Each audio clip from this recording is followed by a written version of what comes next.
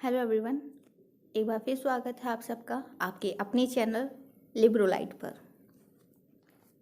तो हम DDC cover कर रहे हैं। आज हम कवर करेंगे उसका सेकंड पार्ट, जिसमें हम सीखेंगे रिलेटिव इंडेक्स के बारे में। हम जानेंगे कि रिलेटिव इंडेक्स क्या होता है और उससे किस तरीके से यूज़ किया जाता है। तो हमारा डीडीसी 3 वॉल्यूम्स में है। पहला होता है table, second is schedule and third is relative index. तो वॉल्यूम नंबर 3 है हमारा इंडेक्स, जिसे कहा जाता है relative index. It is arranged in alphabetical order like a dictionary. तो यह उसी प्रकार से अल्फ़ाबेटिकल ऑर्डर में अरेंज किया गया है जिस प्रकार से हमारी एक डिक्शनरी होती है। इसमें नंबर को भी उसी तरह से फाइंड आउट किया जाता है जिस प्रकार से डिक्शनरी में किया जाता है। ओके।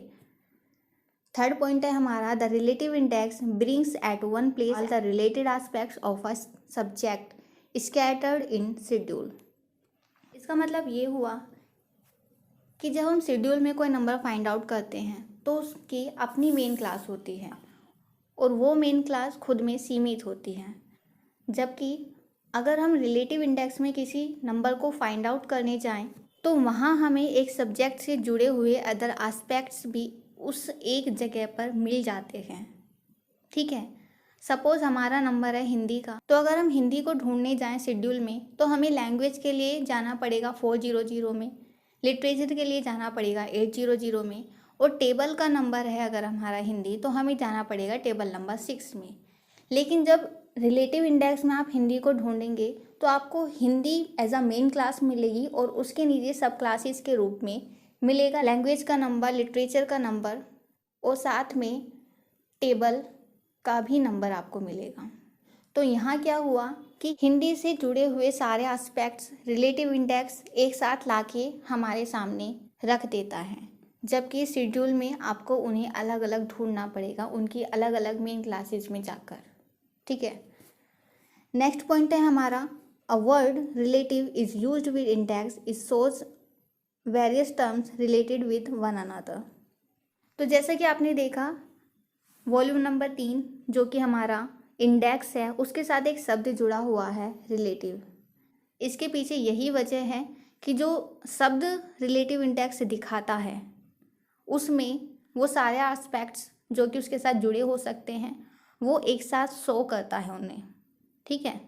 इसी वजह से इंडेक्स को खाली इंडेक्स ना कहा जाकर रिलेटिव इंडेक्स कहा जाता है। Next, in relative index, the discipline are scattered by subjects such as iodine, chemistry, inorganic, organic, pharmacology and toxicology। तो जो हमने बात की कि एक शब्द के साथ जुड़े हुए अन्य एस्पेक्ट्स हो सकते हैं, वही एस्पेक्ट्स यहाँ आपको देखने को मिलेंगे। जैसे कि आयोडीन के साथ आपको मिलेगा देखने के लिए केमिस्ट्री, फार्माकोलॉजी एंड टॉक्सिकोलॉजी, और यहाँ केमिस्ट्री के अंदर दिया गया है इनऑर्गेनिक और ऑर्गेनिक। इसका मतलब क्या हुआ कि आयोडीन के साथ जुड़े हुए ये सारे शब्द एक जगह दे दिए गए हैं। ठीक है।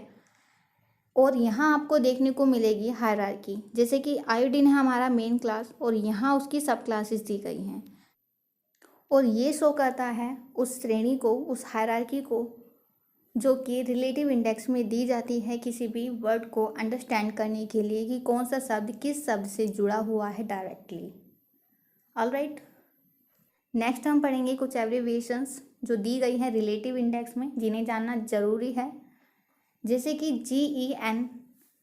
GENWKS होता है जनरल वर्क्स, SA का मतलब होता है सी ऑल्सो, SOC का मतलब होता है सोशल, SPEC का मतलब होता है स्पेसिफिक, और SPECJUR का मतलब होता है स्पेसिफिक ज्यूरिस्डिक्शन। ठीक है। कुछ और भी एब्रिविएशंस हैं जो कि यहाँ दी गई हैं। इसके अलावा भी और भी बहुत सारी एब्रिविएशंस आपको देखने को मिलेंगी। उनकी फुल फॉर्म्स आपको रिलेटिव इंडेक्स में स्टार्टिंग में दे दी गई हैं। तो अगर आपको कभी कन्फ्यूज़न हो तो आप जाके रिलेटिव इंडेक्स के स्टार्टिंग में जाइएगा और उन्हें देख लीजिएगा। तो जैसे OT का मतलब होता है ओल्ड टेस्टामेंट, ST का मतलब होता है सेंट, APPL का मतलब होता है एप्लीकेशंस या फिर अप्लाइड, GOG SUBD का मतलब होता है जियोग्राफिकल सब डिविजन्स, GOVT का मतलब होता है गवर्नमेंट और गवर्नमेंटल, IND का मतलब होता है इंडस्ट्रियल, इंडस्ट्रीज और इंडस्ट्री, TRANSP का मतलब ट्रांसपोर्ट हो सकता है या फिर ट्रांसपोर्टेशन। तो जैसा कि हमारा वॉल्यूम नंबर 3 एक इंडेक्स है जिसे कहा जाता है रिलेटिव इंडेक्स, उसमें ना सिर्फ शेड्यूल के नंबर दिए गए हैं बल्कि उसमें टेबल के नंबर भी आपको मिल जाएंगे। हालांकि टेबल के लिए जो साइन है वो अलग अलग है। जैसे स्टैंडर्ड सब डिवीज़न के लिए लिखा जाता है SS, एरिया के लिए लिखा जाता है area, sub division of individual literature जो कि हमारी टेबल नंबर 3 होती है उसके लिए लिखा जाता है लिट सब। Table number 4 sub division of individual language के लिए लिखा जाता है लैंग्वेज सब। Table number 5 racial ethnic and national groups के लिए लिखा जाता है REN। टेबल नंबर 6 लैंग्वेज के लिए शॉर्ट में लिखा जाता है LANG। टेबल नंबर 7 होती है पर्सन की टेबल और उसके लिए लिखा जाता है PERS। ठीक है, ये जितने भी आपने एब्रिविएशंस देखी वो सब स्मॉल लेटर्स में हैं और इटैलिक में दी गई हैं। ठीक है, तो आज के लिए इतना ही। बाकी हम सीखेंगे नेक्स्ट वीडियो में किस तरीके से रिलेटिव इंडेक्स में नंबर को फाइंड आउट किया जाता है।